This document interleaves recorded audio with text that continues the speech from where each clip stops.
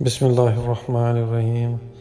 حضرت ابو امامہ رضی اللہ تعالیٰ عنہ روایت کرتے ہیں کہ رسول اللہ صلی اللہ علیہ وسلم نے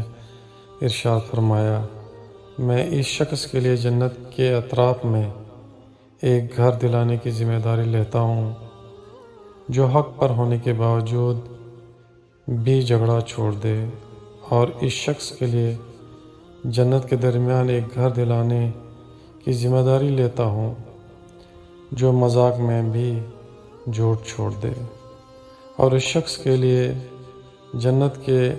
بلند ترین درجے میں ایک گھر دلانے کی ذمہ داری لیتا ہوں جو اپنے اخلاق اچھے بنائے۔